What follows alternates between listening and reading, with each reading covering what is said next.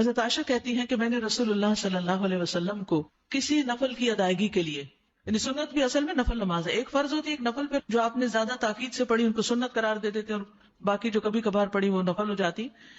کسی نفل کی ادائیگی کے لیے اتنی جلدی کرتے نہیں دیکھا جتنی جلدی آپ نماز فجر سے پہلے 2 رکعتوں کے لیے کرتے تھے.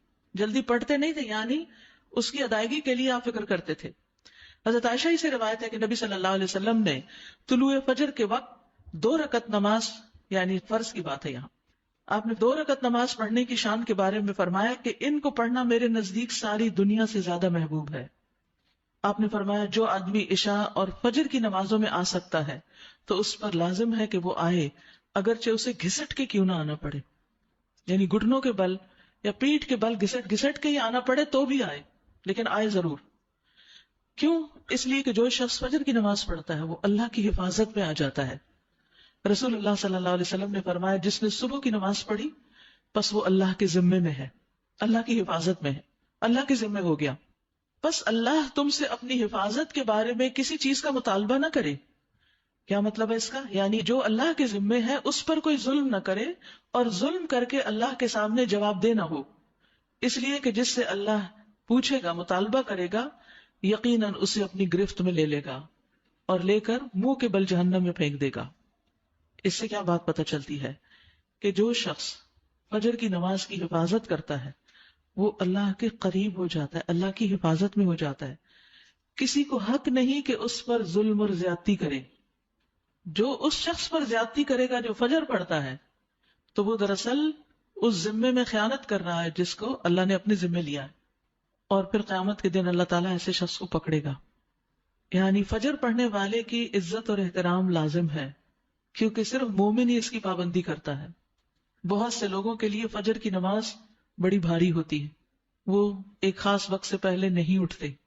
کچھ لوگوں کی اکثر ہی قضا ہو جاتی، وہ چونکہ دیر سے سوتے ہیں تو صبح اٹھ نہیں پاتے، تو ان کی حفاظت اللہ کے ذمے پہ نہیں ہے.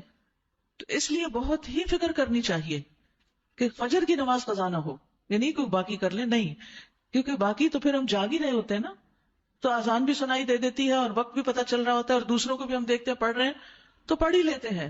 لیکن فجر کی چونکہ ایک ذمہ داری ہوتی ہے اٹھنے کی بھی، اور پھر وقت پر اٹھنے کی، اور پھر مسجد میں جانے کی، تو اس لحاظ سے اس کی حفاظت بہت ضروری ہے.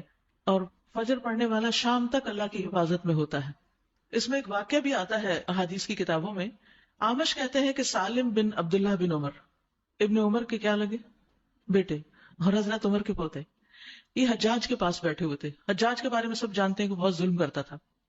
تو حجاج نے ان سے کہا اٹھو اور فلاں آدمی کی گردن مار دو. تو سالم نے تلوار اٹھا لی کیونکہ اس کا حکم تھا مارنے کا، اور اس آدمی کو پکڑا اور محل کے دروازے کی طرف چل پڑا. تو ان کے والد ابن عمر نے ان کو دیکھ لیا جب وہ اس آدمی کو باہر لے کے جا رہے تھے. تو انہوں نے کہا کہ کیا یہ واقعی ایسا کرنے جا رہا ہے؟ انہوں نے 2-3 بار یہ بات دہرائی. پھر باہر لا کر سالم نے اس سے پوچھا کیا تم نے فجر کی نماز پڑھی ہے؟ یعنی جس کو مارنے کا حکم تھا، کہا تم نے فجر کی نماز پڑھی ہے؟ اس نے کہا ہاں. سالم نے کہا پھر تم جس راستے سے جانا چاہتے ہو چلے جاؤ، اور وہ واپس آئے اور تلوار پھینک دی. حجاج نے ان سے پوچھا کیا تم نے اس کی گردن اڑا دی؟ انہوں نے جواب دیا نہیں. حجاج نے پوچھا کیوں؟ سالم نے جواب دیا میں نے اپنے والد کو یہ کہتے ہوئے سنا ہے کہ رسول اللہ صلی اللہ علیہ وسلم نے فرمایا جس نے فجر کی نماز ادا کی وہ اللہ کی حفاظت میں ہے یہاں تک کہ شام ہو جائے.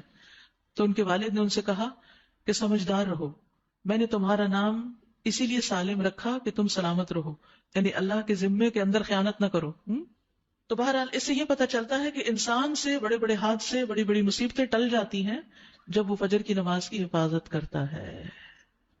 اب تو الحمدللہ ہر شخص کے موبائل پر الارم ہوتا ہے اور موبائل ہر شخص کے سرہانے ہوتا ہے، تو کوئی بھی یہ نہیں کہہ سکتا کہ میں صبح نہیں اٹھ پایا. 1 نہیں 2 3 الارم لگا لیں، 5 منٹ کے وقفے پہ رکھ لیں اس کو، کیونکہ جو شخص یہ 2 نمازیں پڑھے گا، بخاری میں آتا ہے وہ جنت میں داخل ہوگا. ایک اور روایت میں آتا ہے وہ آدمی ہرگز دوزخ میں نہیں جائے گا جس نے سورج نکلنے سے پہلے اور سورج کے غروب ہونے سے پہلے نماز پڑھی، یعنی فجر اور عصر کی. اور پھر آپ نے فرمایا ان نمازوں میں سستی نہ کرو اگر تم اللہ کا دیدار کرنا چاہتے ہو، اس طرح کہ جیسے تم 14ویں کے چاند کو دیکھتے ہو اور تمہیں کوئی دھکم پیل کا بھی واسطہ نہیں پڑے گا. یعنی جو ان نمازوں کی حفاظت کرتا ہے وہ اللہ کے دیدار کے قابل ہوگا. اور پھر بعض اوقات لوگ رات قیام کرتے رہتے ہیں آخر سے میں سو کے فجر قضا کر دیتے. کیا ہے تہجد کے لیے اٹھے تھے وہ، آنکھ نہیں پھر کلی فجر کے لیے. تو یہ نہیں ہونا چاہیے. عمر رضی اللہ عنہ کہتے ہیں میں صبح کی نماز با جماعت پڑھوں یہ مجھے اس سے زیادہ محبوب ہے کہ میں ساری رات قیام کروں. ساری رات کے نوافل سے زیادہ محبوب ہے کہ فجر کی نماز جماعت کے ساتھ. ہاں منافق پر فجر کی نماز بھاری ہوتی ہے، تو منافقت سے نکلنے کے لیے، نفاق سے نکلنے کے لیے اس نماز کی پابندی ضروری ہے. ابی بن کعب کہتے ہیں ایک روز رسول اللہ صلی اللہ علیہ وسلم نے ہمیں صبح کی نماز پڑھائی. اس کے بعد فرمایا کیا فلاں حاضر ہے؟ لوگوں نے کہا نہیں. آپ نے پوچھا کیا فلاں آیا ہے؟ لوگوں نے کہا نہیں. آپ نے فرمایا بلا شبہ یہ دو نمازیں منافقوں پر سب سے بھاری ہیں، سب نمازوں سے زیادہ بھاری، یعنی فجر اور عشاء.